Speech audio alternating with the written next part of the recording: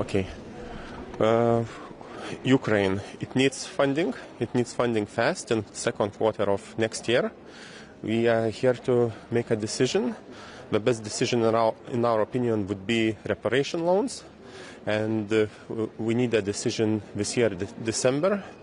Of course, we are ready to discuss all the options, but we urge to find the agreement on reparation loans. Also, we would like to thank the Commission for the 19th package of the sanctions against Russia, but we would urge them to move forward with 20th package and also include Belarus to treat them equally.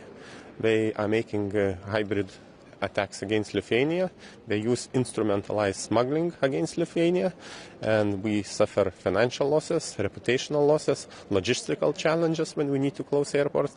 We urge to see them in the same way we see Russia. Minister, there's two new options on the table when it comes to supporting Ukraine financially. Have you already been briefed on what they entail? We're ready to discuss them, but as I mentioned, the best option would be reparation loans, and we urge to find the agreement on reparation loans. Do you think the Commission in Germany went too far, too fast, without consulting the rest, particularly Belgium, and hence we are now here today where we have to discuss alternatives to the reparation loan? Not necessarily. We see how it goes today. Minister, has the recent corruption scandal in Ukraine shaken the EU's confidence when it comes to giving Ukraine financial assistance and the reparations loan? Maybe, but what other options do we have? Ukraine is our only option, and it's fighting not only for its own freedom and the right to choose the way they live, but also for the freedom of Europe as well. So despite the scandal, there are no other options. External intelligence of Russia, yesterday they published a statement with threat against Belgium to prevent of adoption decision on reparation law. Do you feel some pressure from Russia, some threat, some kind of these measures? And what do you think about this? We feel the pressure and threat from Russia for 35 years. So is that are you saying they finally feel what you feel and you therefore have a lack of sympathy? No lack of sympathy, but that's how Russia acts, and we should already be used to the way of their communication and what they do. And one bit of a nerdy question. Energy taxation is also on the agenda today. Do you think that this needs a serious political reset? Are you invested in this at all? Political reset. That's a good question. It should be an option. We should consider that. Minister, you mentioned sanctions on Belarus. Any sanctions in particular that you would like to see imposed? We would like to see them in the same way we see Russia, to treat them equally, since both countries participate in aggression against Western democracies. They act in Ukraine, but they act against all Western democracies. Thank you very much. Goedemorgen. Allereerst gefeliciteerd met uw promotie naar de hoogste ambt. Naar Kamerlid, ja, erg trots op, ja. Von der Leyen heeft zojuist in het Europese parlement 3 opties gedeeld voor de noodzakelijke financiering om Oekraïne te helpen. Is die ook al bij u gedeeld of ben ik nu iets te snel wellicht? Ja, want we zouden het inderdaad... het staat hier op de agenda, dus we gaan het bespreken. Maar echt het voorstel van de commissie, daar moeten we nog even op wachten. Okay. Een van die opties is om de beroemde headroom te gebruiken en ook weer geld te gaan halen op de kapitaalmarkten. Mij is nog niet helemaal duidelijk of dat dan subsidies zijn of leningen voor leningen. Ik ben wel benieuwd hoe u naar die optie kijkt. Nou, ons standpunt is vrij helder op dit punt, dus die hoef ik niet te herhalen. Maar het belangrijkste is dat we Oekraïne blijven steunen. Het land heeft echt financiering nodig, dat is ook in ons eigen veiligheidsbelang. En daarvoor ga ik hier ook knokken in de Raad. En links of rechtsom, daar moet geld heen. Dus dat kan via ofwel bilaterale leningen of giften, via de nationale begrotingen. Of we kijken naar die bevroren tegoeden. Maar nogmaals, links of rechtsom, Oekraïne heeft steun nodig, anders valt het om. Dat zijn de 2 opties wat u betreft dus? Ja. Gisteren was er nieuws over dat corruptieonderzoek. Sommige mensen zullen ook afvragen misschien van kan dat geld wel veilig ook naar Oekraïne? Hoe kijkt u daarnaar? Nou, ik snap die vraag. En de anticorruptie is natuurlijk ook een belangrijk onderwerp die hoort bij de steunverlening die wij hebben aan Oekraïne. Dus in elk steunpakket dat wij vormgeven is ook conditionaliteit. Namelijk dat we corruptie moeten bestrijden. De Oekraïnse regering moet dat doen.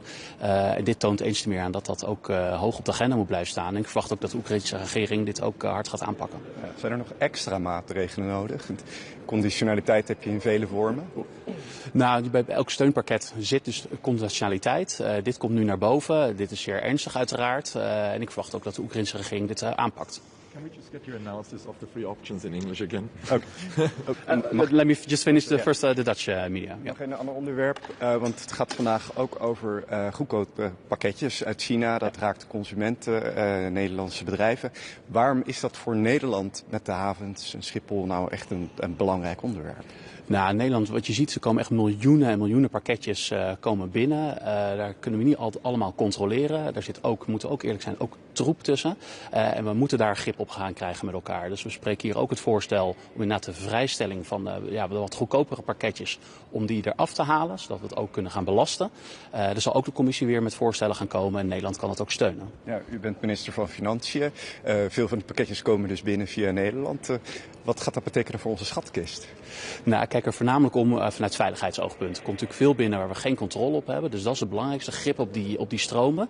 Daarnaast, als ik het belast, zal natuurlijk ook inkomsten tegenover staan. Maar die heb ik ook weer nodig om die douane te versterken. Namelijk al die pakketjes te controleren. Ja, laatste vraag erover. Ik weet dat het bij de staatssecretaris ligt. Maar het versnellen van die uitvoering van dat plan, is Nederland daar klaar voor, ook in praktische zin? Kunnen we aan de slag? Ik ben er optimistisch over. En ik ben ook met de omringende landen aan het kijken of we vooruitlopend hier op nationaal en bilateraal maatregelen kunnen doen. Maar dat moet ik nog in de ministerraad bespreken. Dus dat doe ik morgen. Wordt er vandaag wel een besluit genomen in de raad? Daar ga ik wel vanuit. Okay. En toch nog eventjes over die opties. De Belgische, niet variant, maar de reparatieleningen. Wordt er nog steeds volop druk gezet op België om daar toch mee akkoord te gaan? Nou, ik praat niet in termen van druk zetten op andere landen. We moeten in goed overleg zijn om alle bezwaren en zorgen die alle lidstaten hebben, om daar goed naar te luisteren en daar een oplossing voor te zoeken. En we zitten echt midden in dat proces nog. Maar Rusland heeft ook weer België gedreigd met tegenmaatregelen als dat gebeurt.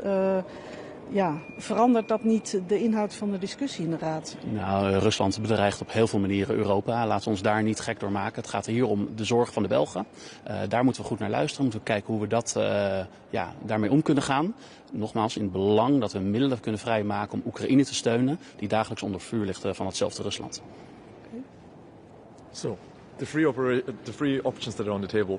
Which one would you prefer, and do you think that the Commission went too far too fast in pushing for the reparation loan without considering other options? Well, first of all, it's very important that Ukraine keeps having support from Europe. It's under daily attack from Russia, and it's in our own security interest that we keep supporting Ukraine. And that can be through bilateral loans or grants, or through looking at the frozen assets, and we're discussing that here. But which one would you prefer? I mean, you have a strong voice when it comes to fiscal matters. Mm-hmm.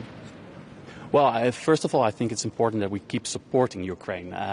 So that's what I'm fighting for here, that we have to keep the money going through Ukraine so it can stay afloat, the economy, and also their military in order to fight the aggression that Russia is putting on Ukraine.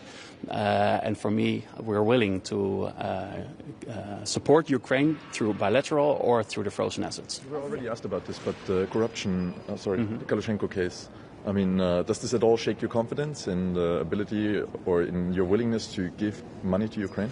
Listen, fighting corruption is a continuous effort that Ukraine has to do, and I'm keep having this dialogue with them as well, that they have to fight corruption, and it's also part of the conditionality we put on packages we design for Ukraine.